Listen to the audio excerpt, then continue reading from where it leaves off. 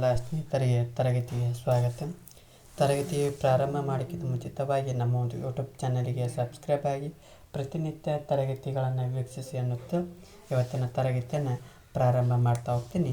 ಇವತ್ತಿನ ತರಗತಿ ಹಣದ ಕಾರ್ಯಗಳ ಬಗ್ಗೆ ನೋಡ್ತಾ ಹೋಗೋಣ. ಫಂಕ್ಷನ್ಸ್ ಆಫ್ ಮನಿ ಅಂತಂದು ಕೇಳ್ತಾ ಹೋಗ್ತೀವಿ. ಈ ಒಂದು ಹಣದ ಕಾರ್ಯದೊಳಗೆ 3 ರೀತಿಯ ಒಂದು ವರ್ಗೀಕರಣವನ್ನು ಮಾಡ್ತಾ ಹೋಗ್ತೀವಿ.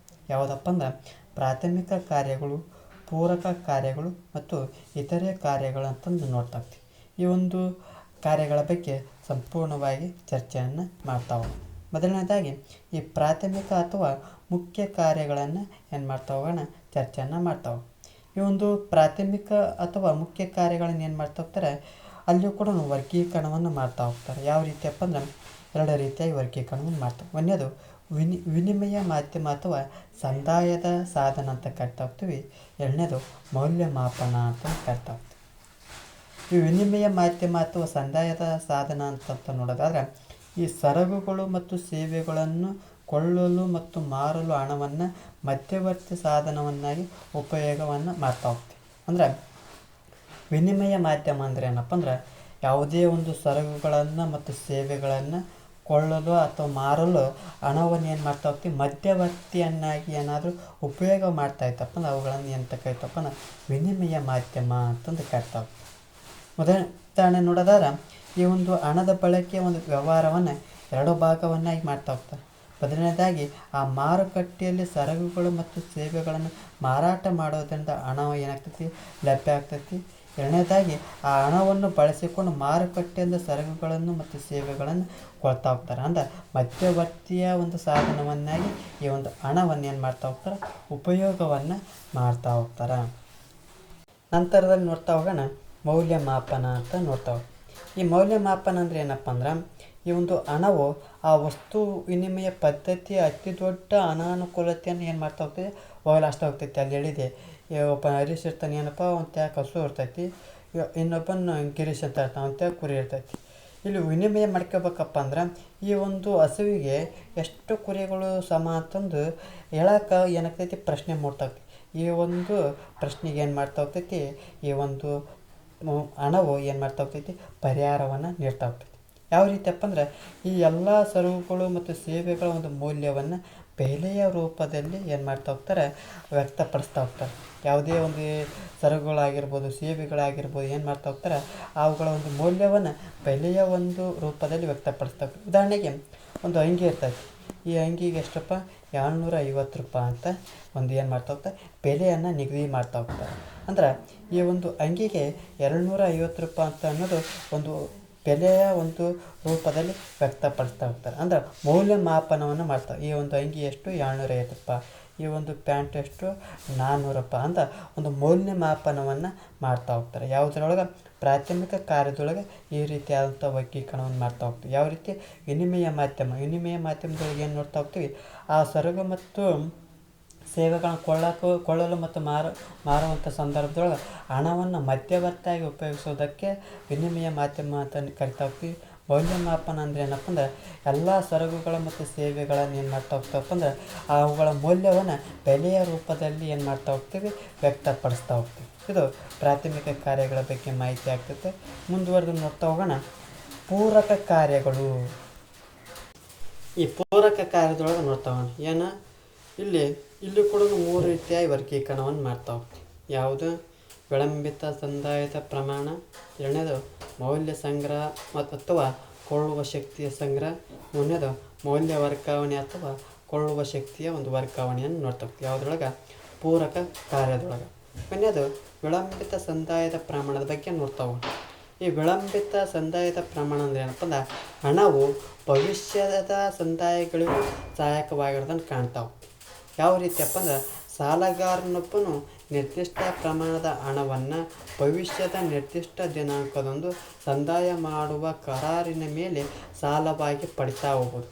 ಅದೇ ರೀತಿಯಲ್ಲಿ ವ್ಯಕ್ತಿಯೊಬ್ಬನು ಸದ್ಯದಲ್ಲಿ ಸರಕುಗಳನ್ನು ಕೊಂಡು ಅವುಗಳ ಹಣವನ್ನು ಮುಂದಿನ ನಿರ್ದಿಷ್ಟ ದಿನಾಂಕದಂದು ಸಂದಾಯ ಮಾಡಬಹುದು. ಅಂದ್ರೆ ವಿಳಂಬಿತ ಸಂದಾಯದ ಪ್ರಮಾಣ ಅಂದರೆ ಏನಪ್ಪ ಅಂದ್ರೆ, ಉದಾಹರಣೆಗೆ ಈ ಗುರುವಾರ ಏನು ಮಾಡಿರ್ತೇವೆ, ಸಂತಿಗೆ ಒಯ್ದಿರ್ತೇವೆ, ಕುರಿನ ಸಂತಿಗೆ ಒಯ್ದಿರ್ತೀವಿ. ಅಲ್ಲಿ ಒಬ್ಬ ವ್ಯಾಪಾರಿ ತನಕ ಏನು ಮಾಡಿರ್ತೀವಿ, ಇವುಗಳನ್ನು ಏನು ಮಾಡ್ತಾ ಹೋಗ್ತೀವಿ, ಮಾರ್ತಾ ಹೋಗ್ತೀವಿ.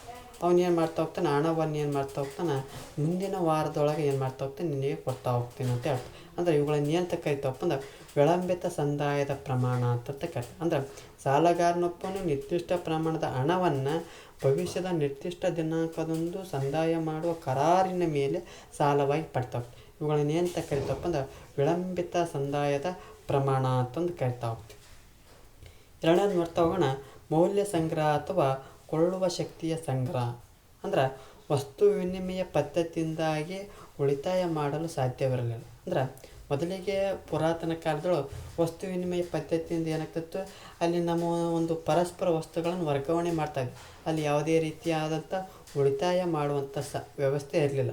ಆದ್ರೆ ಕೆಲವು ಸರಕುಗಳು ಏನಾಗ್ತಿದ್ವು, ನಾಶ ಆಗ್ತವೆ. ಒಂದು ವೇಳೆ ಉಳಿಸ್ಕೊಂಡಿದ್ದಪ್ಪಂತ ಸರಕುಗಳು ಏನಾಗ್ತಿದ್ವು, ನಾಶ ಹೊಂದಿದ್ವು. ಆದರೆ ಹಣ ಬಂದ ಮೇಲೆ ಏನಾಗ್ತಿತ್ತು, ಅದು ನಾಶ ಹೊಂದದಿರುವಂಥದ್ದು.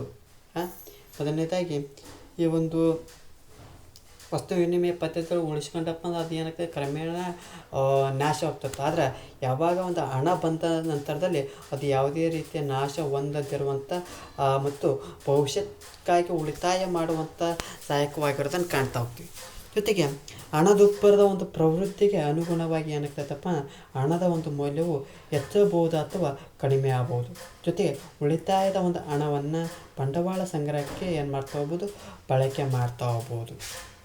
ನಂತರದಲ್ಲಿ ನೋಡ್ತಾ ಹೋಗೋಣ, ಮೌಲ್ಯ ವರ್ಗಾವಣೆ ಮತ್ತು ಕೊಳ್ಳುವ ಶಕ್ತಿಯ ಒಂದು ವರ್ಗಾವಣೆಯನ್ನು ನೋಡ್ತಾ ಹೋಗಿ. ಅಂದ್ರೆ ಈ ಮೌಲ್ಯ ವರ್ಗಾವಣೆ ಅಥವಾ ಕೊಳ್ಳುವ ಶಕ್ತಿ ವರ್ಗಾವಣೆ ಅಂದರೆ ಏನಪ್ಪ ಅಂದ್ರೆ ಹಣದ ಮೂಲಕ ಸಂಪತ್ತನ್ನು ಒಂದು ಕಡೆಯಿಂದ ಮತ್ತೊಂದು ಕಡೆಗೆ ಹಾಗೆಯೇ ವಿದೇಶಿಗಳಿಗೆ ಸಾಗಿಸಲು ಸಾಧ್ಯವಾಗಿದೆ ಅಂತ ಹೇಳ್ತಾ ಹೋಗ್ತಾರೆ. ಅಂದರೆ ಯಾವುದೇ ಒಂದು ಹಣದ ಮೂಲಕ ಏನು ಮಾಡ್ತಾ ಹೋಗ್ತಾರೆ, ಒಂದು ಸಂಪತ್ತನ್ನು ಒಂದು ಕಡೆಯಿಂದ ಮತ್ತೊಂದು ಕಡೆಗೆ ವಿದೇಶಿಗಳಿಗೆ ಸಾಗಿಸ್ತಾ ಹೋಗ್ತಾರೆ. ಇವುಗಳನ್ನ ಇದು ಏನಪ್ಪ ಅಂದ್ರೆ ಮೌಲ್ಯ ವರ್ಗಾವಣೆ. ಅಂದ್ರೆ ಕೊಳ್ಳುವ ಶಕ್ತಿಯ ವರ್ಗಾವಣೆ. ಅಂದ್ರೆ ಈ ಗೋಲ್ಡ್ ಇರ್ತೈತಿ, ಈ ಬೇರೆ ದೇಶದಿಂದ ಬೇರೆ ದೇಶಕ್ಕೆ ಕಳಿಸ್ತಾ ಹೋಗ್ತಾರೆ. ಅಂದ್ರೆ ಇದರ ಒಂದು ಕೊಳ್ಳುವ ಶಕ್ತಿಯ ಒಂದು ವರ್ಗಾವಣೆ ಏನಾಗ್ತೈತಿ, ಬೇರೆ ದೇಶಕ್ಕೆ ವರ್ಗಾವಣೆ ಆಗೋದನ್ನು ಕಾಣ್ತಾ ಹೋಗ್ತೀವಿ. ಇದರಿಂದ ಏನಾಗ್ತೈತಪ್ಪ ಅಂದ್ರೆ ಕೊಳ್ಳುವ ಶಕ್ತಿಯನ್ನು ಒಂದು ಸ್ಥಳದಿಂದ ಮತ್ತೊಂದು ಸ್ಥಳಕ್ಕೆ ವರ್ಗಾಯಿಸುವಂಥ ಅವಶ್ಯಕತೆ ಉಂಟಾಗಿರೋದನ್ನು ಕಾಣ್ತಾ ಹೋಗ್ತೀವಿ. ಹಣದ ರೂಪದಲ್ಲಿ ಸಾಲ ಕೊಡುವ ಮತ್ತು ಸಾಲ ತೆಗೆದುಕೊಳ್ಳುವಂಥ ವ್ಯವಹಾರ ನಡೀತಾ ಹೋಗ್ತೈತಿ. ಹಣದ ಈ ಕಾರ್ಯದಿಂದ ವ್ಯಕ್ತಿ ತನ್ನಲ್ಲಿರುವಂಥ ಹೆಚ್ಚುವರಿ ಹಣವನ್ನು ಏನು ಮಾಡ್ತಾ ಹೋಗ್ತಾನೋ ಉತ್ಪಾದನಾ ಉದ್ದೇಶಗಳಿಗಾಗಿ ಇತರರಿಗೆ ಏನು ಮಾಡ್ತಾ ಹೋಗ್ತಾನೆ, ಸಾಲ ನೀಡಿ ಏನು ಮಾಡ್ತಾ ಹೋಗ್ತಾನೆ, ಬಡ್ಡಿಯನ್ನು ಗಳಿಸ್ತಾ ಹೋಗ್ತಾನೆ. ಒಟ್ಟಾರೆಯಾಗಿ ಹೇಳೋದಾದ್ರೆ ಏನಪ್ಪ ಅಂದ್ರೆ ವಿಳಂಬಿತ ಸಂದಾಯದ ಒಂದು ಪ್ರಮಾಣದೊಳಗೆ ಆ ಭವಿಷ್ಯದ ಒಂದು ಸಾಲಗಾರ ನಿರ್ದಿಷ್ಟ ಪ್ರಮಾಣದ ಸಾಲವನ್ನು ಇಸ್ಕೊಂಡು ಭವಿಷ್ಯದ ಒಂದು ನಿರ್ದಿಷ್ಟ ದಿನದೊಳಗೆ ಏನು ಮಾಡ್ತಾ ಹೋಗ್ತಾನೆ, ನೀಡ್ತಾ ಹೋಗ್ತಾನೆ. ಅದೇ ರೀತಿ ಮೌಲ್ಯ ಸಂಗ್ರಹ ಅಥವಾ ಕೊಳ್ಳುವ ಶಕ್ತಿ ಸಂಗ್ರಹ, ಅಲ್ಲಿ ಏನು ಮಾಡ್ತಾ ಹೋಗ್ತಾನೆ, ಹಣವನ್ನು ಸಂಗ್ರಹಣೆಯನ್ನು ಮಾಡ್ತಾ ಹೋಗ್ತಾನೆ. ಮತ್ತು ಮೌಲ್ಯ ವರ್ಗಾವಣೆ ಅಥವಾ ಕೊಳ್ಳುವ ಶಕ್ತಿ ವರ್ಗಾವಣೆ ಅಂದರೆ ಏನಪ್ಪ ಅಂದ್ರೆ ತನ್ನ ಒಂದು ಹೆಚ್ಚುವರಿ ಹಣವನ್ನು ಏನು ಮಾಡ್ತಾ ಹೋಗ್ತಾನೆ, ಉತ್ಪಾದನಾ ಉದ್ದೇಶಗಳಿಗಾಗಿ ಇತರರಿಗೆ ಏನು ಮಾಡ್ತಾ ಹೋಗ್ತಾನೆ, ಸಾಲವನ್ನು ನೀಡಿ ಅದರಿಂದ ಏನು ಮಾಡ್ತಾ ಹೋಗ್ತಾನೆ, ಬಡ್ಡಿಯನ್ನು ಕಳಿಸ್ತಾ ಹೋಗ್ತಾನೆ. ಇದು ಪೂರಕ ಕಾರ್ಯಗಳ ಬಗ್ಗೆ ಮಾಹಿತಿ ಆಗ್ತದೆ. ಮುಂದುವರೆದು ನೋಡ್ತಾ ಹೋಗೋಣ, ಇತರೆ ಕಾರ್ಯಗಳ ಬಗ್ಗೆ ನೋಡ್ತಾ ಹೋಗೋಣ.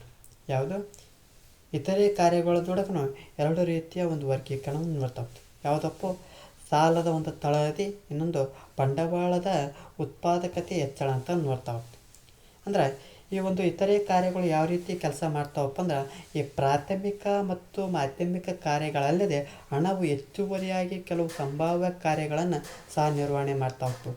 ಅಂದರೆ ಪ್ರಾಥಮಿಕ ಮತ್ತು ಮಾಧ್ಯಮಿಕ ಕಾರ್ಯಗಳಿಗೂ ಅಲ್ಲದೆ ಆದರೂ ಕೂಡ ಹಣ ಏನಾಗ್ತೈತಪ್ಪ ಅಂದ್ರೆ ಹೆಚ್ಚುವರಿಯಾಗಿ ಕೆಲವು ಸಂಭಾವ್ಯ ಕಾರ್ಯಗಳನ್ನು ನಿರ್ವಹಣೆ ಮಾಡ್ತಾ ಹೋಗ್ತದೆ. ಯಾವ ರೀತಿಯಪ್ಪ ಅಂದ್ರೆ ಸಾಲದ ತಳಹದಿ. ಈ ಹಣವು ಏನು ಮಾಡ್ತಾ ಹೋಗ್ತದೆ, ಸಾಲದ ಒಂದು ತಳಹದಿಯನ್ನು ರೂಪಿಸ್ತಾ ಹೋಗ್ತೈತಿ.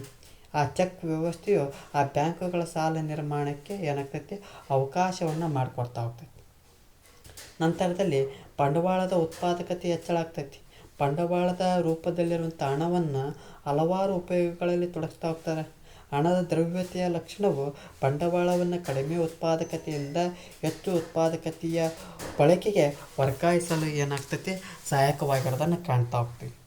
ಒಟ್ಟಾರೆಯಾಗಿ ಈ ಒಂದು ತರಗತಿಯೊಳಗೆ 3 ರೀತಿಯ ವರ್ಗೀಕರಣವನ್ನು ನೋಡ್ತೇವೆ. ಯಾವುದು ಪ್ರಾಥಮಿಕ ಕಾರ್ಯಗಳು, ಅಲ್ಲಿ ವಿನಿಮಯ ಮಾಧ್ಯಮ ಆಗ್ತೈತಿ. ಇನ್ನೊಂದು ಮೌಲ್ಯಮಾಪನ ಮಾಡ್ತಾ ಹೋಗ್ತಾರೆ.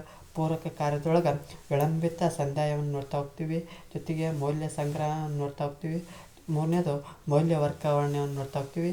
ಇತರೆ ಕಾರ್ಯದೊಳಗೆ ಏನು ನೋಡ್ತಾವಪ್ಪ ಅಂದ್ರೆ ಸಾಲದ ತಳಹದಿ ಬಂಡವಾಳದ ಉತ್ಪಾದಕತೆಯ ಹೆಚ್ಚಳದ ಬಗ್ಗೆ ಈ ಒಂದು ತರಗತಿಯೊಳಗೆ ಚರ್ಚೆಯನ್ನು ಮಾಡ್ತಾ ಹೋದ್ವಿ.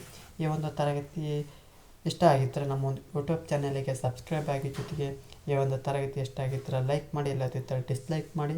ಏನಾದರೂ ದೋಷಗಳು ಮತ್ತು ನಿಮ್ಮ ಒಂದು ಅಭಿಪ್ರಾಯಗಳನ್ನು ಕಮೆಂಟ್ ಬಾಕ್ಸ್ನ ಮೂಲಕ ತಿಳಿಸಿ ಅನ್ನುತ್ತಾ ಈ ಒಂದು ತರಗತಿಯನ್ನು ಮುಗಿಸ್ತಾ ಇದ್ದೀನಿ. ಎಲ್ಲರಿಗೂ ಧನ್ಯವಾದಗಳು.